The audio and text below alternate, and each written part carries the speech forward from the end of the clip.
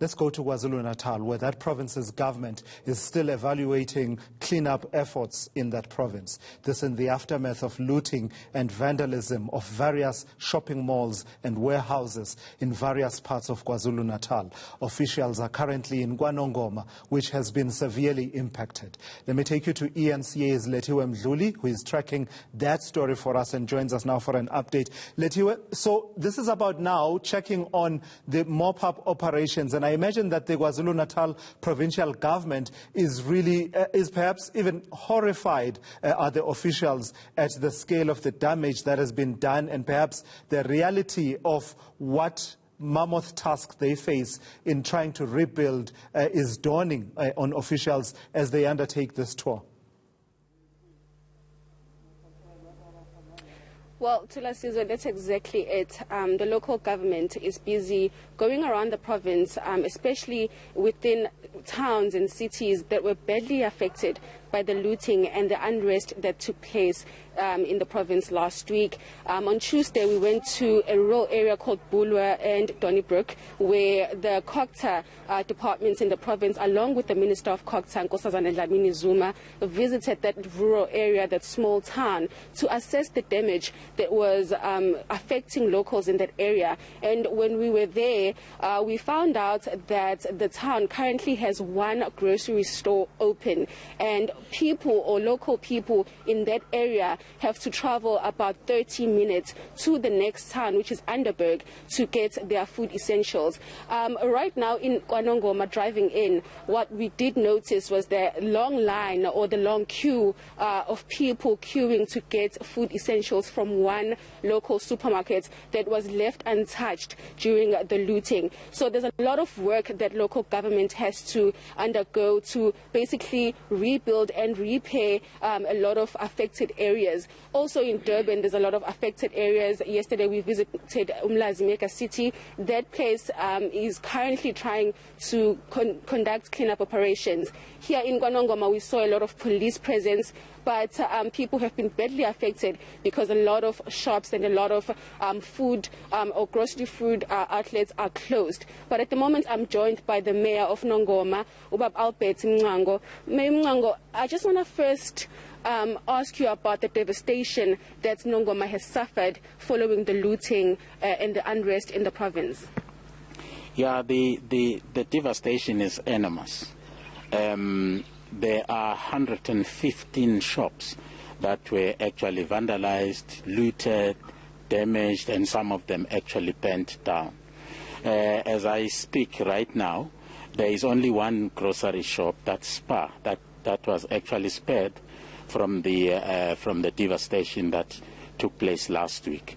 All because the community had to stand up and actually defend whatever was left of the looting spree that actually took place.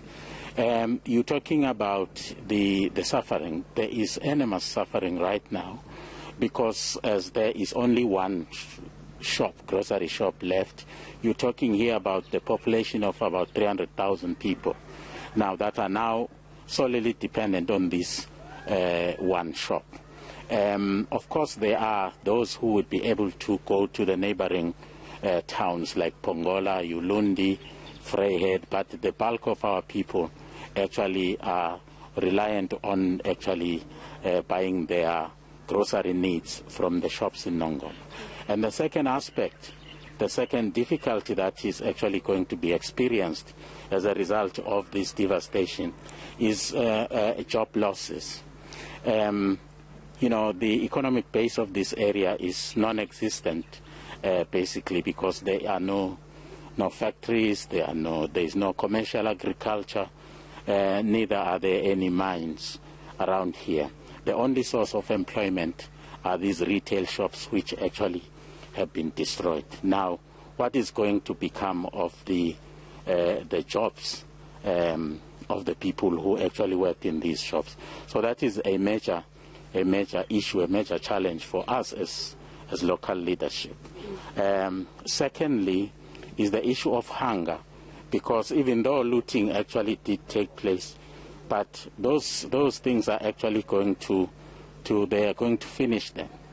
And then what happens? Where do they going to get their next lot of groceries from. So those are the things that we are actually seized with now as leadership. But we are in constant contact with the local business people, the traditional leaders. There is that constant engagement. As you have correctly pointed out, the cleaning has taken place, is taking place in some instances and in some places.